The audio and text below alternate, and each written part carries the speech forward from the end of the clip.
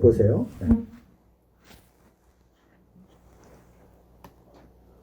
여기 숙소에 가면 여러분이 어디든지 호텔을 가게 되시면 이렇게 왼쪽에 성경책이 있고 오른쪽에 펴보시면 첫 표지에 보면 이렇게 호롱불 같은 게 마크가 있습니다. 이게 이제 국제기도원협회라는 그 공식적인 로고고 전 세계에 성경을 보급하기 위해서 만들어진 단체가 국제기도원협회입니다. 1899년도 미국 위스콘신주에서 만들어졌어요. 그래서 호텔, 병원, 군대, 학교, 교도소 등에 성경을 무료로 나누는 그런 협회입니다. 우리나라에도 1963년도에 한국 국제기도원협회가 세워졌습니다. 바로 오늘 우리가 읽은 성경 말씀 사사기도원의 이름을 따서 만들어진 단체입니다. 오늘 본문의 말씀에 보면은 기드온이 살았던 시대는 평화로웠던 시대가 아니죠. 이스라엘 백성들이 하나님을 잊어버리고 범죄하여서 미디안의 손에 넘겨졌습니다. 삶이 얼마나 고단했는지 당시의 사람들은 집에 살지 못하고 토굴과 동굴에 도망쳐서 살았습니다. 왜냐하면 농사를 지으려고 파종을 하고 거두려고 하면 콧대를 알고 미디안 사람들이 찾아와서 그것을 다 망가뜨리고 다 빼앗아 갔습니다. 목숨을 부지하기 위해서 이스라엘 백성들이 동굴 생활을, 토굴 생활을 했지만 아무런 변화가 없었습니다. 바로 그런 시기에 하나님이 기드온에게 찾아오셨습니다. 자, 오늘 우리가 읽은 본문의 말씀에도 보면 기드온이 하는 넋두리가 우리에게 나와 있지요. 기드온이 뭐라고 말합니까? 13절 나의 주여 여호와께서 우리와 함께 계시면 어찌하여 우리에게 이 모든 일이 일어났습니까? 우리 조상들이 일찍이 우리에게 이르기를 여호와께서 우리를 애굽에서 올라오게 하신 것이 아니냐 한 그 모든 이적이 지금 다 어디가 있습니까? 이제 여호와께서 우리를 버리사 미디안의 손에 우리를 넘겨주셨습니다. 하나님의 능력이, 하나님의 구원하심이 이제 다 어디 갔냐고 낙심하고 절망했던 기드온이었습니다. 그런데 그런 기드온에게 하나님이 찾아오셨습니다. 찾아오셔서 그에게 말씀하시고 만나 주셨습니다. 사실 이스라엘 백성들에게 또 기드온에게 하나님을 만났다는 사실은 두려움의 사건이었습니다. 구약에 있어서 하나님을 내가 보았다, 하나님의 음성을 들었다 그러면 그들은 죽는 줄 알았어요. 무서워 떨었습니다. 그런데 하나님이 그에게 평안을 주셨습니다. 사사기 6장 22절 이하에 보면 기드온이 이렇게 말합니다. 기드온이 그가 여호와의 사자인 줄 알고 이르되 슬프도소이다 주 여호와여 내가 여호와의 사자를 대면하여 보았나이다 하니 여호와께서 그에게 이르시되 너는 안심하라 두려워하지 말라 죽지 아니하리라 하시니라. 기드온이 여호와를 위하여 거기서 제단을 쌓고 그것을 뭐라 그랬습니까? 여호와 살롬이라 하였더라. 그것이 오늘까지 아비에셀 사람에게 속한 오브라에 있더라 그랬습니다. 기드온이 만난 하나님은 고난 중에, 역경 중에, 절망 중에 만난 하나님, 어떤 하나님입니까? 여호와 살롬의 하나님입니다. 하나님은 평강이십니다. 하나님은 평안이십니다. 하나님께서 뜻밖의 그에게 나타나서 안심하라, 두려워하지 말라, 너는 죽지 아니하리라 그렇게 위로해 주셨습니다. 주님이 그렇게 기드온을 만나 주셨던 역사가 여기 시작되고 있습니다. 여러분 오늘 우리에게 동일한 하나님의 위로와 평안이 있기를 원합니다. 하나님의 평안이, 샬롬의 평안이 여러분 마음과 여러분 가슴과 여러분 심장 속에 메아리 쳐지길 주의 이름으로 간절히 축복합니다. 너는 안심해라. 너는 두려워하지 말라. 너는 죽지 아니하리라. 내가 너와 함께하리라. 내가 너를 도와주리라. 나의 의로운 손으로 너를 붙들어 주리라. 내가 가는 길 내가 지켜주리라. 생명의 하나님의 뜻이 영이 너와 함께함이라. 하나님의 자녀에게는 그런 위로와 축복이 있습니다. 그러므로 하나님의 자녀들에게서는 절대로 하나님이 어떠한 분이신지에 대해서 믿어 의심치 말아야 합니다. 첫째로 하나님은 언제나 우리의 가능성을 믿어주시기 때문에 그렇습니다. 위기 속에서도, 고난 속에서도, 절망 속에서도, 죽음의 위기 속에서도 주님이 우리를 인정하시고 격려해 주신다는 겁니다. 여러분 우리가 어린 시절 자라면서 제일 듣기 싫었던 말이 뭡니까? 내까지 게 뭐냐. 어른들이 우리를 이렇게 면박하고 타박할 때 너까지 조그만 것들이 할 수 있으면 뭘 할 수 있겠냐고. 어른들이 그렇게 타박을 했어요. 삶이 고단해서 힘들어서 그런지 모르겠지만 아이들에게 희망을 주고 꿈을 주고 너는 잘할 수 있을 거야. 너는 뭐든지 할 수 있을 거야. 너는 큰 사람이 됐을 거야. 너는 큰 일을 할 수 있을 거야. 그렇게 위로하고 격려했어야 되는데 우리는 그런 격려와 그런 칭찬을 잘 받지 못하고 자랐습니다. 세상에서도 마찬가지입니다. 세상 사람들을 말했을 때 사람들에 대해서 좋지 않는 말들은 말 없는 말이 철기를 가듯이 그렇게 많이 나가지만 사람에 대해서 칭찬하고 사람에 대해서 위로하고 사람에 대해서 인정하고 사람에 대해서 격려하는 말들은 우리가 잘 사용하지 못하고 있어요. 그래서 이 기드온에게 여호와의 사자가 나타나서 하신 말씀이 무엇입니까? 내가 너를 도와주겠다는 겁니다. 오늘 본문 15절에 보니까 그러나 기드온이 그에게 대답하되 오 주여 내가 무엇으로 이스라엘을 구원하리이까? 보소서 나의 집은 므낫세 중에 극히 약하고 나는 내 아버지 집에서 가장 작은 사람 자인이다. 그렇게 그가 말합니다. 작은 사기의 상에 억눌렸고 그리고 흔들렸고 그리고 상처난 그의 자하상이 기드온을 그렇게 만들어 버렸다는 겁니다. 그런데 그런 기드온에게 주님이 주의 사자를 통해서 말씀하세요. 뭐라고 말씀하셨습니까? 오늘 12절에 큰 용사여 여호와께서 너와 함께 계시도다. 하나님이 기드온을 그렇게 위로해 주셨습니다. 하나님을 만났던 기드온에게 그의 마음에 그의 가슴을 뛰게 했던 것은 무엇입니까? 너는 큰 용사다. 하나님이 너와 함께 계시도다. 하나님이 그에게 위로해 주시고 격려해 주시고 힘을 더해 주셨습니다. 늘 자신의 가정과 자신의 출신에 대해서 열등감에 사로잡혔던 기드온, 하나님은 그를 위로해 주시고 칭찬해 주셨습니다. 왜 그렇게 하셨을까요? 하나님은 기드온의 현재의 모습보다 그의 미래의 앞날의 모습을 미리 바라보시고 칭찬하시고 격려하시고 위로해 주셨던 겁니다. 하나님이 너와 함께 하시다. 하나님이 함께 하시기만 하면 이같이 평범한 농부였던 기드온도 큰 용서가 될 수 있음을 믿으시길 바랍니다. 세계적으로 유명한 르네상스의 대표적인 조각가, 건축가, 화가였던 철학가였던 사람이 있죠. 미켈란젤로. 다 아실 겁니다. 이 미켈란젤로가 어느 날 길을 가다가 잘생기고 멋들어 생긴 돌덩이 하나를 발견했습니다. 이 돌덩이를 보고 미칠 듯이 뛸 듯이 기뻐서 미켈란젤로가 큰 소리로 외쳤습니다. 뭐라고 외쳤습니까? 야, 저기 저 다윗이 걸어 나온다. 저 좀 다윗이 걷고 있다. 주변 사람들이 깜짝 놀랐습니다. 미켈란젤로가 저렇게 외치는 소리를 듣고 혹시 미친 것이 아닌가. 그렇게 주변 사람들이 의심했습니다. 하지만 미켈란젤로의 마음속에는 이 돌을 본 순간 이 돌을 내가 깎아서 멋들어진 아름다운 다비드 상을 만들고자 하는 그런 꿈이 그의 마음속에 용솟음치게 됐던 겁니다. 하나님은 기드온을 보고 그와 함께 해주시겠다고 그를 축복해 주셨습니다. 여러분, 중요한 것이 무엇입니까? 나의 마음속에 나도 모르게 세상적인 일로 인하여 상처 있고 그리고 깎인 내 마음에 있는 자아상들이에요.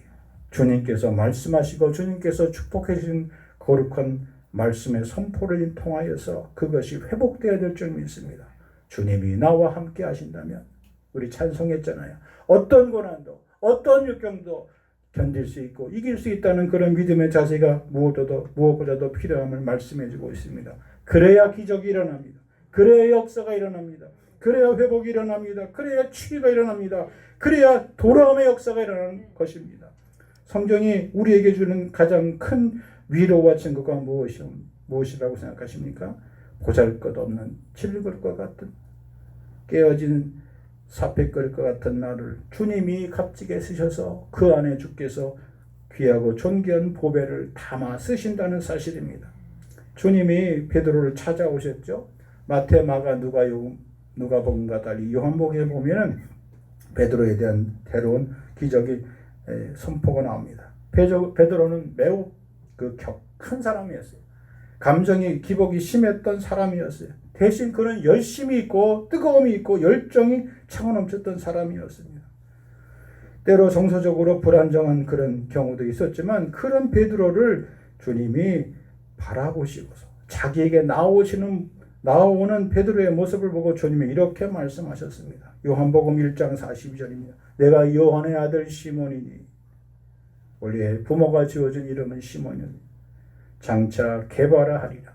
여기 게바라는 말은 아람어로 돌이라는 뜻이에요. 반석이라는 뜻입니다. 그의 성격상 맞지 않는 이름이에요. 그러나 주님은 너의 이 베드로라는 이 반석 위에 교회를 세우겠다. 그렇게 말씀하셨고 세상의 모든 권세가 너를 흔들지 못하고 이기지 못한다고 선포하셨습니다. 주님 손에 붙잡혔던 시몬은 게바가 되고 베드로가 되었던 것을 알 수가 있습니다. 주님 오늘 우리에게 말씀하십니다. 나는 너를 믿는다. 주님이 나를 바라보시면서 내가 너를 믿는다고 하신 말씀은 하나님이 우리를 신뢰하신다는 표현이죠. 내가 주님을 신뢰하고 내가 하나님을 신뢰하는 것보다 하나님이 나를 더 신뢰하신다는 하나님의 사랑의 고백이고요. 두 번째는 우리의 앞날과 우리의 기대, 우리의 장래에 대해서 주님이 기대를 갖고 계시다는 사실이에요. 나의 가능성을 믿고 주님이 축복해 주신다는 거룩한 선포임을 믿어 될 줄 아는 것입니다. 세상 그 어떤 말보다도 나는 너를 믿어. 부모가 자녀를 향하여서 줄 수 있는 가장 큰 축복이 무엇입니까? 나는 너를 믿는다. 하나님이 너와 함께함을 믿는다. 하나님이 너를 축복함을 믿는다. 하나님이 너를 통하여 크고 놀라운 비밀한 일을 행하실 것을 믿는다. 그런 축복의 부모들이 다 되시길 주의 이름으로 간절히 축복합니다. 두 번째, 하나님의 자녀라면 어떠한 시련과 불평도 하나님께서 다 듣고 참아주신다는 사실입니다. 13절 보세요. 기드온의 불평이 오늘 우리의 불평과 똑같습니다. 어찌하여 하나님은 내가 이 어려움과 고통 가운데 그냥 내버려 두셨습니까? 애굽에서 나오게 하셨던 그 큰 기적, 지금 다 어디 가고 하나님은 아무런 일도 하고 계시지 않습니다. 7년의 대환란과 7년의 크나큰 고통 가운데 우리가 게으른 것도 아니고 들에 나가서 밭에 나가서 파종을 하고 그리고 양들을 돌보고 가축들을 돌봤는데 왜 그때마다 결실할 때마다 소출을 낼 때마다 미디안 사람들이 와서 그것을 방해하고 회박한 것을 모조리 다 가져갑니다. 하나님 정말 이러시깁니까? 라고 하나님을 향하여 원망하고 불평을 늘어놨던 이 기드온의 불평입니다. 그런 기드온의 불평에 대해서 뭐라고 답을 하고 있습니까? 14절. 여호와께서 그를 향하여 이르시되 너는 가서 이 너의 힘으로 이스라엘을 미디안의 손에서 구원하라. 내가 너를 보낸 것이 아니냐. 그렇게 위로해 주셨습니다. C.S. 루이스라는 사람이 고통의 문제라는 그런 책을 통하여서 이렇게 말했습니다. 특별히 고통에 관한 책 가운데서 시편을 여러분 읽어보시면 150편 가운데 거의 절반 이상이 절망과 탄식이 나와요. 고통이 나와요. 하나님의 사람들이 고통 가운데 어떻게 그 고통을 이겨냈는지 한 시들이 저 구구절절이 나와 있습니다. 어떻게 원수를 망하게 해달라는 때때로 원망과 탄식의 시도 나와요. 성경에 어떻게 이런 표현이 많이 나와 있을까? 뜻밖의 불평과 원망이 가득한 시가 이렇게 많을까? 그는 고민에 빠져 있었습니다. 도저히 그의 생각으로는 이해할 수 없었습니다. 그러다가 그 시편을 읽다가 루이스가 이런 진리를 깨닫게 됩니다. 하나님은 사람의 어떠한 불평도 능히 틀어주시는 하나님. 하나님은 우리 인생의 어떤 고난의 문제도 마침내 해결해 주시는 하나님. 그 하나님을 그가 깨닫게 되었습니다. 그래서 하나님은 우리의 고난과 절망 가운데서도 우리의 불평을 말없이 들어주시는 평강의 하나님, 여호와 샬롬의 하나님 것을 그가 깨닫게 되었습니다. 히브리서 기자는 히브리서 4장 15절 우리에게 있는 대제사장은 우리의 연약함을 동정하지 못하실 리가 아니요 모든 일에 우리와 똑같이 시험을 받으시니로되 죄는 없으시도다 그랬습니다. 여호와 샬롬, 평강의 하나님, 평화의 하나님, 문제 해결의 하나님, 참 좋으신 하나님의 인도를 구하는 복된 우리 모두가 되길 주의 이름으로 간절히 축복합니다. 세 번째로 하나님은 우리의 시험 가운데서도 우리를 받아주십니다. 우리에게 감당할 시험 밖에는 하나님은 우리에게 허락지 아니하신다 그랬습니다. 고린도전서 10장 13절 말씀. 사람이 감당할 시험 밖에는 우리에게 허락된 것이 없다고 말씀하셨습니다. 우리가 시험을 당하도 시험 당할 중에 또한 피할 길을 내사 우리로 하여금 능히 감당케 하신 것이 하나님의 뜻임을 말씀해 주고 있습니다. 오늘 보면 14절에 하나님이 기드온에게 분명히 말씀을 주셨습니다. 내가 너를 통하여 이스라엘을 건지겠다. 내가 너를 쓰겠다. 내가 너를 붙들어 사용하겠다. 그렇게 말씀 주셨습니다. 평생 농사만 짓던 기드온은 도저히 믿기가 어려웠습니다. 한 번도 싸움터에 나가본 적이 없는 기드온. 하나님의 음성 듣고 하나님의 소명을 들었지만 그는 하나님의 부르심을 시험해보지 않고는 견딜 수 없었습니다. 궁금했습니다. 그래서 그가 하나님의 사자에게 이렇게 제안합니다. 17절 기드온이 그에게 대답하되 만일 내가 주께 얻었사오면 나와 말씀하시니가 주 되시는 표징을 내게 보여주시옵소서. 하나님이 나와 함께 살아계심을 증거로 보여달라고 그가 요청했습니다. 그래서 여호와의 사자가 먼저 제안합니다. 반석 위에 염소 새끼와 누룩을 넣지 않는 떡을 놓고 그 위에 국을 부었습니다. 여호와의 사자가 지팡이를 내밀어 그 고기와 무게병에 대자 불이 붙어서 다 타올랐습니다. 하나님이 함께 하신 하나님의 불이 임했음에도 불구하고 기드온은 그의 의심이 가시지 않았습니다. 그래서 이번에는 기드온이 여호와의 사자에게 하나님께 요구합니다. 양털에 한 뭉치를 가져다가 그가 밤에 사면은 마르고 양털만 이슬에 적게 해주시면 믿겠다고 그렇게 하나님을 시험합니다. 이튿날 아침이 되어 보니까 그가 요구한 대로 하나님이 응답해 주셨습니다. 사면은 마르고 양털에만 이슬이 적게 되었어요. 그런데도 기드온은 물러가지 않고 또다시 하나님을 시험합니다. 39절에서 40절에 있는 말씀에 보니까 기드온도 자기 마음이 불편했는지 하나님 이번에 제발 노하지 마시고 진노하지 마시고 이번 한 번만 더 하나님의 약속을 확인하고 싶다고 요구합니다. 하나님께 대한 그의 요구는 두 번째 요구와 정반대입니다. 밤에 이슬이 내렸는데 사면은 이슬에 젖고 양털만 젖지 않게 해달라고, 그러면 하나님이 나와 함께 하신 표징으로 알고 전쟁에 나가 싸우겠다고 그가 말합니다. 사람이 한 번, 두 번, 세 번 의심이 들면 그것을 떨쳐버리기가 얼마나 어려운지 모릅니다. 우리 마음이나 하나님의 마음이나 똑같을 터인데 하나님은 끝까지 기다려 주셨습니다. 하나님은 그런 기드온의 심정을 헤아려 주셨습니다. 주님이 나를 택하셨다는 사실을 확인받고 싶었던 기드온의 마음을 하나님이 알아주셨던 겁니다.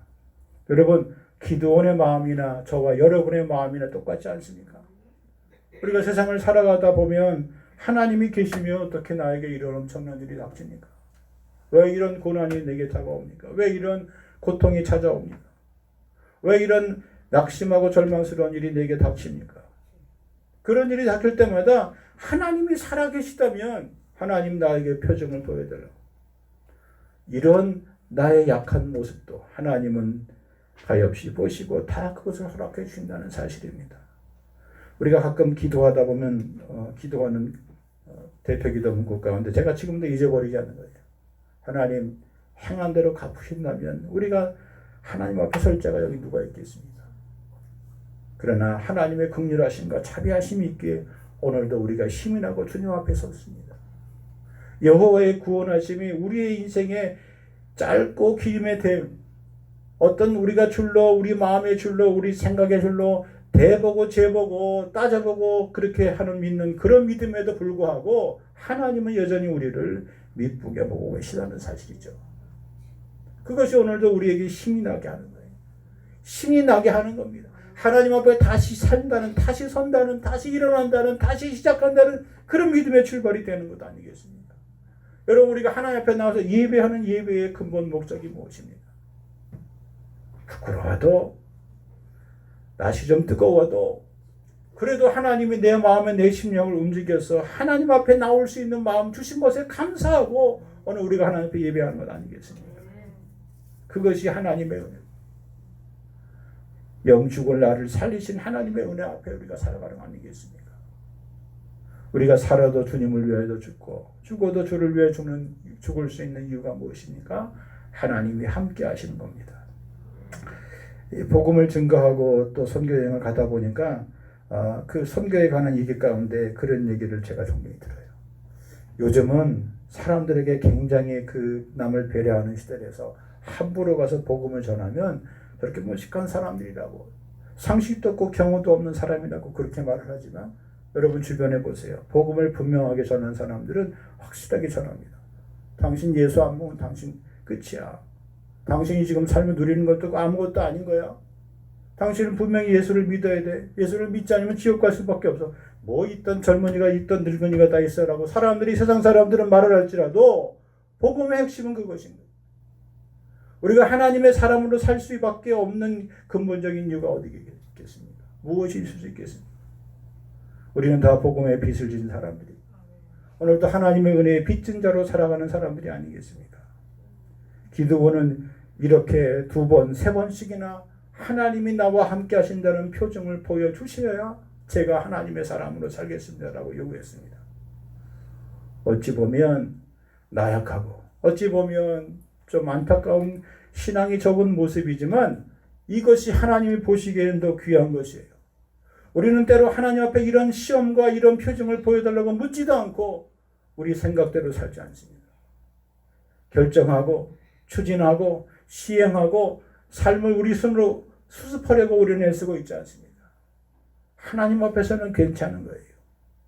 의심 적으면, 미심 적으면, 마음에 확신이 들지 않으면 하나님이 이 문제를 이렇게 풀어주시면 내가 하나님의 사람으로 살겠습니다라고 물어보는 것이, 그것이 무엇이 부끄러운 것일 수 있겠습니까?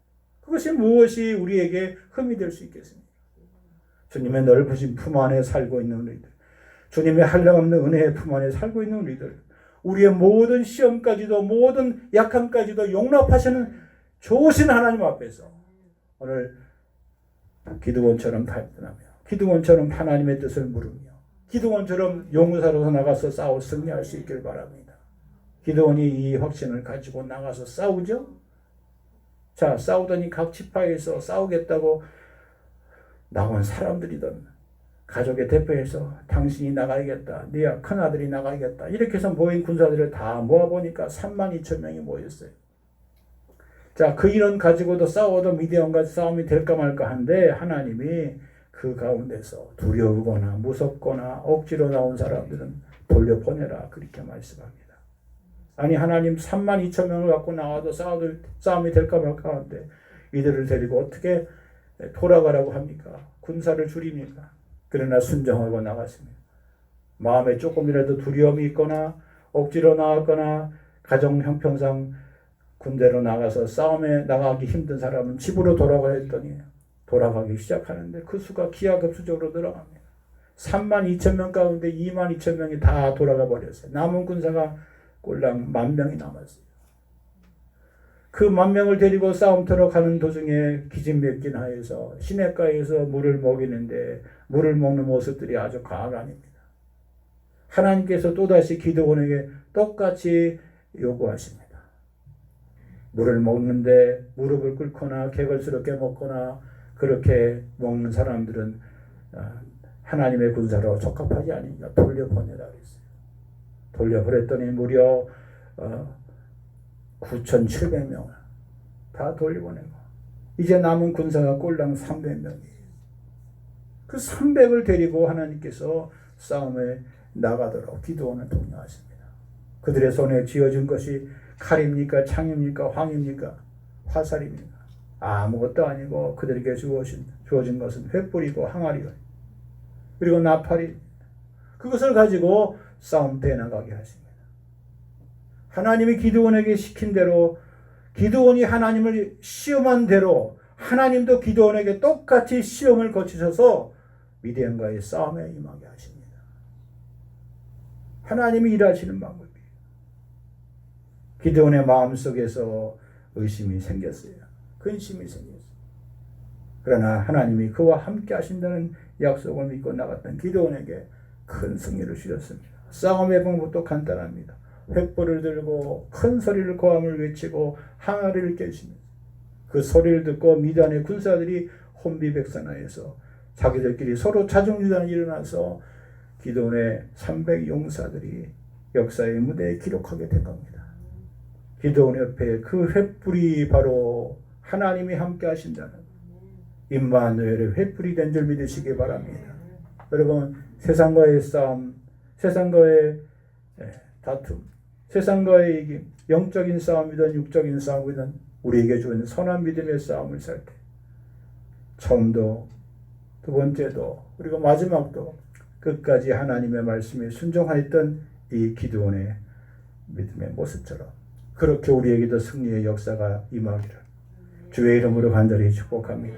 올 11월 한 달을 통하여서 하나님의 주시는 귀한 승리의 역사가 임하기를 주의 이름으로 간절히 축복합니다. 말씀 기억하며 당성으로 함께 기도합니다. 하나님 아버지 감사합니다.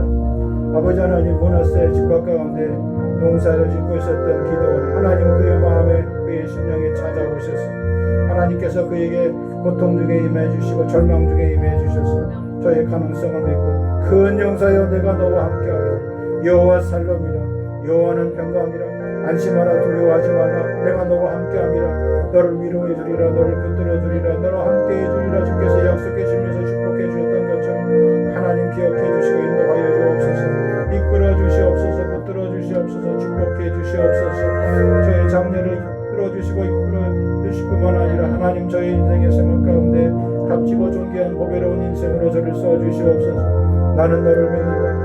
우리가 먼저 하나님을 신뢰한 것이 아니라 하나님께서 먼저 나를 신뢰해 주시는 것을 기억하게 하시고 이 사실을 믿음으로 받아들이며 또 한 걸음 더 나아가 하나님이 우리에게 우리의 장래와 우리의 미래 가운데 우리의 가능성을 믿고 우리의 기대를 갖고 계시다는 사실을 알고 주님 앞에 설 수 있는 저들 되게 하여 주옵소서. 때로는 환난과 시험과 역경과 절망과 고통과 절망과 불명과 아버지 어려움 속에서도 하나님이 주신 일하심의 손길을 바라보며 살아갈 수 있도록 도와주시옵소서. 너는 가서 너의 힘으로 이스라엘을 미드온에서 구원하라 건드리라. 내가 너를 보냈다 하신 주님의 말씀 그대로 고통 가운데 절망 가운데 아버지 낙심 가운데서도 하나님께서 저와 함께 하신다는 믿음의 역사를 바라며 살게 하여 주시옵소서. 인생의 삶 가운데 내가 하고 싶지만 할 수 없는 일도 있고 내가 할 수 있지만 하고 싶지 않은 일도 많은데 하나님 참으로 하나님이 주신 일을 감당할 수 있는 저희들 될 수 있도록 하나님 도와주옵소서. 사람이 감당할 시험 밖에는 우리의 감당할 것이 주어진 시험이 없다 말씀하셨사오니 시험 당할 즈음에 또한 피하기를 의사하며 우리로 하여금 감당케 하셨던 말씀처럼 내가 너를 통하여 이스라엘을 구원하겠다. 내가 너를 사용하겠다. 내가 너를 붙들어주겠다. 말씀하신 그대로 하나님의 살아계심의 징표를 온전히 보여줄 수 있는 복되고 존귀한 생들 다 될 수 있도록 하나님 도와주시소. 여호와의 불이 하나님의 불이 임하게 하여 주시옵시고 하나님의 거룩한 역사의 징표들이 나타날 수 있도록 도와주셔서 아버지 하나님의 마음에 있는 거룩한 심령의 불이 우리의 심령과 인생 가운데 떠질 수 있도록 도와주시고 나도 주님의 도구로 온전히 쓰임받을 수 있도록 도와주시고 역사하여 주시옵소서. 때때로 우리 자신의 약하고 아버지 낙심하고 지쳐있는 모습을 바라볼 때마다 기도원을 생각하게 하시고 하나님을 향하여 그가 솔직하게 담백하게 하나님의 징표를 시험해봤던 것처럼 우리도 하나님과 동행하며 우리 인생의 앞날을 바라보며 앞서가신 하나님의 거룩한 뜻과 섭리의 역사를 기억하며 살아갈 수 있도록 하나님 도우시고 인도하여 주시고 역사하여 주시옵소서. 아버지 조금 더 부족함이 없는 거룩한 심령이 될 수 있도록 도우시고 11월 한 달도 성도들의 가정과 직장과 사업장과 일터와 생애와 학업과 저들의 인생의 모든 도전 위에 하나님의 거룩한 임재의 징표가 나타나게 하시고 여호와 샬롬의 축복이 넘쳐날 수 있도록 하나님 도우시고 인도하여 주옵소서. 다시는 두려워하지 말고 아버지 여시는 종의 면을 내지 아니며 주님이 여시는 참 평안의 삶을 살게 하여 주시옵소서. 예수님의 이름으로 권사하며 예수님의 이름으로 나아가며 예수님의 이름으로 선포하며 예수님의 이름으로 거룩한 생활의 역사를 감당할 수 있는 아버지 샴들의 죄 복된 능력자들이 다 될 수 있도록 주여 인도하여 주시고 역사하여 주시옵소서. 예수님의 이름으로 기도하옵나이다. 아멘. 찬송. 살아계신 아버지 하나님, 오늘도 하나님 앞에 나와 기드온과 300명의 용사들처럼 하나님 앞에 우리 자신의 모든 것을 내어 맡기며 하나님의 거룩한 증표와 표정을 구하며 예배하게 하시니 감사합니다. 하나님, 우리와 함께 하심을 믿습니다. 우리와 동행하심을 믿습니다. 우리의 앞날과 우리의 장래를 축복해 주실 줄 믿습니다. 그 믿음의 연장을 가지고 이 시간도 시벨과 감사와 선교와 주일 예물과 또한 예배당 건축 헌금으로 서원 예물로 작정 예물로 드립니다. 하나님, 우리 인생을 받으신 것뿐만 아니라 우리 인생을 통하여 더 귀하고 보배롭고 존귀하게 쓰실 수 있는 아버지, 저희 인생과 저희 자녀들과 저희 자손들에게 주님 축복해 주시옵소서. 자녀들을 특별히 축복해 주셔서 나라와 민족과 세계와 열방을 위하여 살아가되 국제 무대에 나가서 활동하며 일하며 역사할 수 있는 믿음의 주인공들 다 될 수 있도록 주여 축복 내려 주시옵소서.